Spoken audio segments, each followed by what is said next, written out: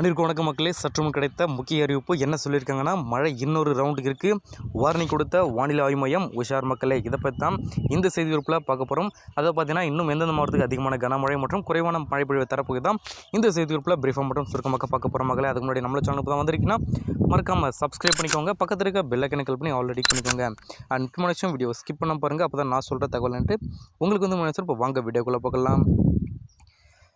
இன்று தென் தமிழக கடலோர மாவட்டங்களில் ஓரிரு இடங்களில் லேசான மழை பெய்யக்கூடும் அப்படின்ட்டு சொல்லியிருக்காங்க. ஸோ இதர தமிழகம், புதுவை மற்றும் காரைக்கால் பகுதியில் ஒரு வறண்ட வானிலை நிலவக்கூடும்.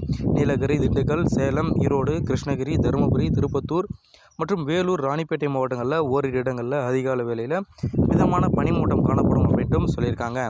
ஸோ இது பார்த்திங்கன்னா நாளை தமிழகம், நாளை புதுவை, காரைக்கால் பகுதியில் வறண்ட வானிலை நிலவக்கூடும் சொல்லியிருக்காங்க.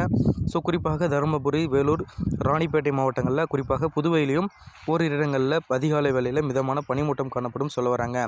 ஸோ பிப்ரவரி 8ஆம் தேதி ஆகிய தமிழகம், புதுவை மற்றும் காரைக்கால் பகுதியில் ஒரு வறண்ட வானிலையே நிலவக்கூடும் சொல்லியிருக்காங்க.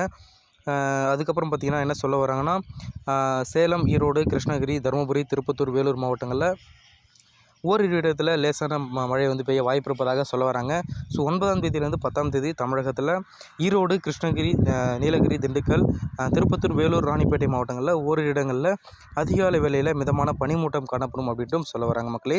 ஸோ இது போன்ற இன்ஃபர்மேஷன் மற்றும் மழை பற்றிய கூடுதல் தகவலை உடனுக்குடன் துல்லியமாக தெரியும் அப்படின்னு நினச்சிங்கன்னா மறக்காமல் சப்ஸ்கிரைப் பண்ணி வச்சுக்கோங்க. பக்கத்தில் இருக்க பெல் ஐக்கனை கிளிக் பண்ணி ஆல்ரெடி பண்ணிக்கோங்க. நன்றி, வணக்கம்.